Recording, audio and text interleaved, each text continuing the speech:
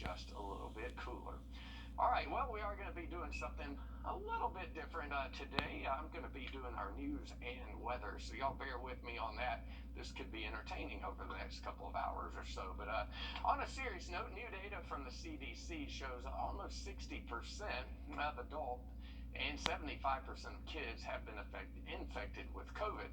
Months ago, local health experts expressed concern over the questions surrounding long-haul COVID symptoms. Now they're switching gears from taking care of COVID patients to now learning how to take care of long COVID patients. Michelle Woods was perfectly healthy before COVID. Now she's navigating her long-term symptoms with her pulmonologist, cardiologist, and a list of other medical professionals. It's hard, but I'm here. Michelle tested positive for COVID on August 27th in 2021.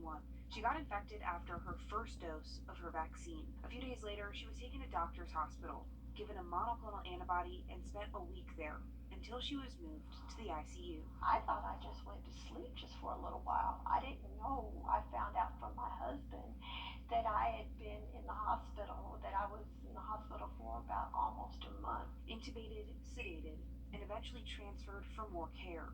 The first nurse that treated me, she told me, she said when she first saw me, she said, I didn't think you'd make it through the night. Michelle had to learn how to walk again. Her lungs shrank from severe scar tissue. She suffers from brain fog, dizziness, fatigue, hair loss. And my brush was like filled with hair. And I was like, oh my God, the more I did it, the more it came out. And the worst part, she doesn't know when she'll get better. He told me you'll never be 100%. You'll probably get back to 75, 80%. Where would you say you are now? 50, 45, 50%. But no matter what, she won't stop trying. It's frustrating. I can't do it now, but I'm gonna do it. I'm gonna do it.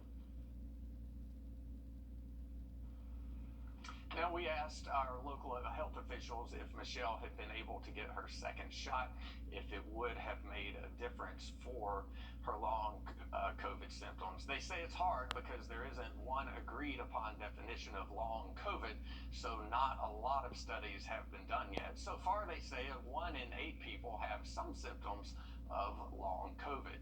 So vaccines are most effective in the range of 85 to 90% effective at reducing the risk for preventing severe disease, but they seem to be only about 50-60% effective against these newer variants or subvariants, and that seems to be about the same effectiveness as they are for preventing long COVID. The CDC says you have the best protection against variants like Omicron if you get boosted. Right now, people 50 and older and people 12 and older at high risk can get a second booster shot. The commissioners say they are only the first steps they're taking to help stop violence. As law enforcement works to curb crime, one problem officers continue to fight is stolen guns falling into the wrong hands. Our Celeste Springer talked to 2 different agencies about just how big of a risk this is to our community. It's all too often, though, that we see people arrested and charged with murder, also charged with possession of a firearm by a convicted felon. But how are these felons getting their hands on guns, and what can you do to help stop it? While the River region has seen multiple shootings these past few weeks, there have also been other crimes lately, ones less violent. In fact, ones that just involve a jiggle of a door handle. These that we are seeing are not smash and grabs. These are folks that are pulling on door handles because they know that most folks are not securing their vehicles. From February of 2021 to February of 2022, about 470 guns were reported stolen in Richmond County. About 120 reported stolen in Columbia County. Law enforcement agencies tell us a good bit of these are nabbed from cars. A good portion of them are drug addicts. And so what they normally do, they normally sell the guns they'll sell them for astronomically low prices. In 2021, the Richmond County Sheriff's Office says they recovered a little more than 330 guns from people they were arresting. About 8% of those cases involved a stolen gun. As of the first of this month, the Grovetown Police Department said they had 52 entering auto cases. 9 of those cases had a weapon stolen. That means 17% of car break-ins resulted in a gun theft. We do have a few victims that have had the same gun stolen out of their car multiple times. Law enforcement agencies hope you'll take the time to take your gun out of your car when you're not in it, so that that gun stays out of the wrong hands. Law enforcement agencies tell us they recover a lot of stolen guns from traffic stops or during the commission of another crime, though they're not recovering them as quickly as they're being stolen. In Columbia County, for example, we told you that about 120 guns were reported stolen over the course of a year. In that same time period, only about 40 were recovered.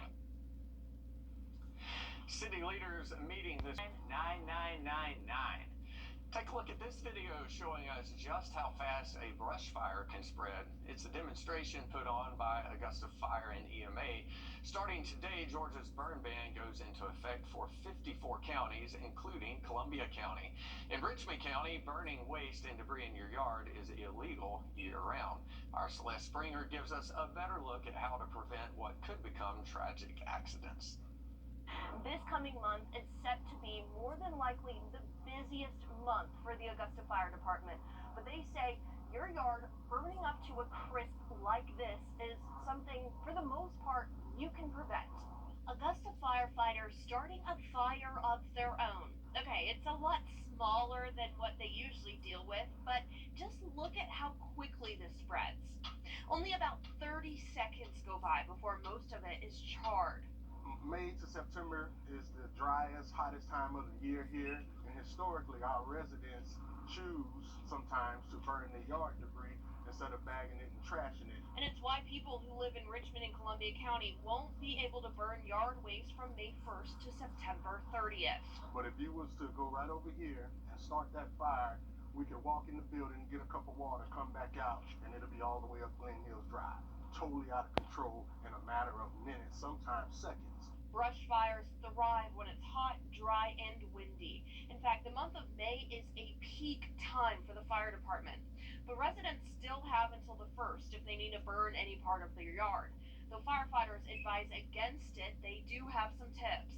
Let's get you at least a 50-foot buffer from any wood line that you have.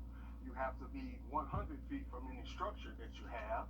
And then you have to be mindful of the wind conditions. And trust them when they say you want to keep it contained. You could end up with some pretty hefty property loss, pretty much burning money. It can easily get into the hundreds of thousands, easily. And according to FEMA, a measly 4% of outdoor fires are started by Mother Nature herself. The others are on us.